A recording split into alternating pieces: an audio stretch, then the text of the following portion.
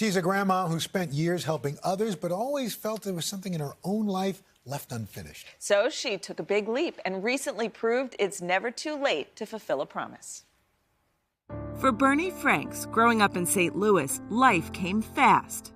I got pregnant at 14, had my baby at 15, and got married at 16. She dropped out of high school, but that didn't stop her from making an important promise to her mother.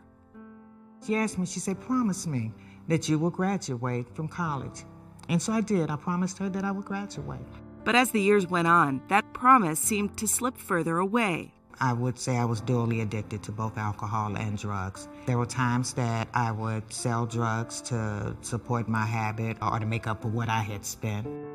In 1991, Bernie moved her family to Iowa City, and she began to turn her life around. She got sober and, inspired by the counselors who had helped her, became a certified substance abuse counselor herself. Just knowing that people can and do change, and that happened for me, that it could happen for others as well. Bernie retired in 2012, but something still felt unfinished.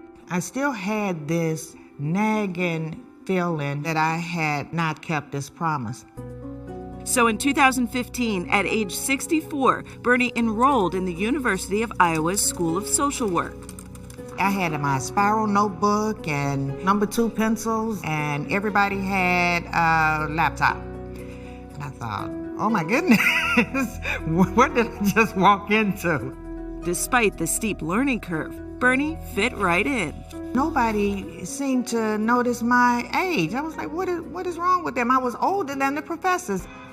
I found out that we were more similar as students than we were different. 3 years later, at age 67, Bernie fulfilled her 50-year-old promise to her mother. Bernadine Franks.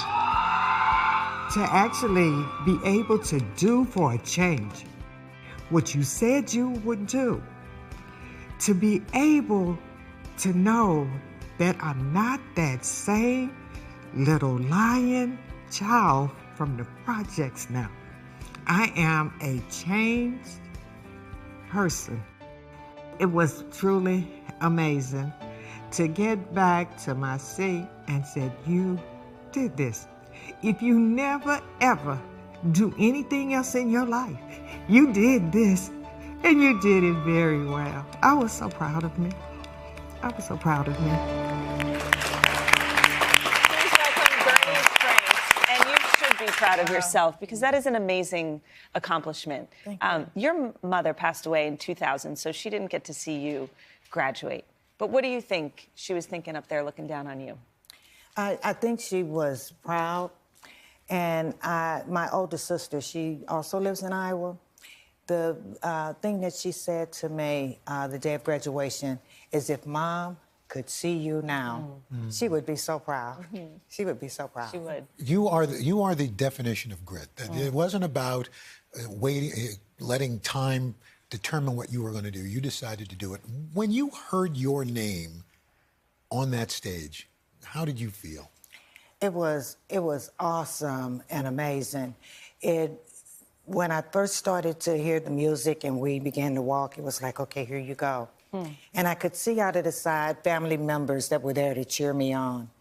It was a shakiness, and I don't remember shaking the person's hand, but I remember the provost giving me a hug.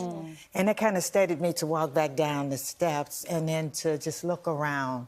It was an awesome feeling. And how was it just day in, day out? Because you had already, were you retired before you started? So you had already had a career, so to speak. Yes. It was funny to me that you said you had your number 2 pencils in your spiral notebook and they flip open laptops. But how was it for you as a student?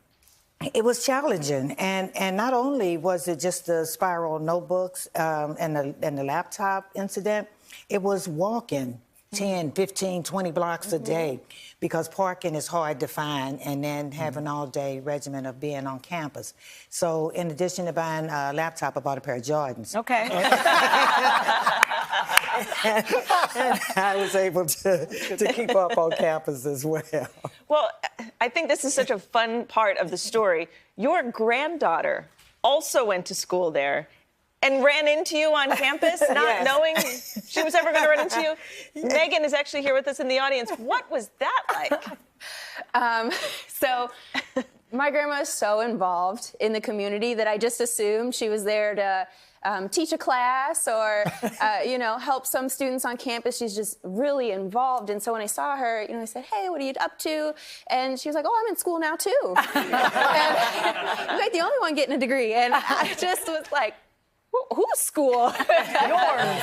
Exactly. Well, we have a little surprise for you, Bernie. You've inspired so many people about getting an education. The University of Iowa has set up a new scholarship, the Bernie Franks Scholarship, an annual fund benefiting non-traditional, underrepresented students. How do you feel about that? Oh my God, that is amazing. That is amazing. I told Annika when she talked to me, if anything that I do touch the quality of another person's life, then it will have been well worth it all. So that's amazing. It certainly was. Well, congratulations on all your hard work. And for more information on Bernie's scholarship, head to today.com. We'll be right back.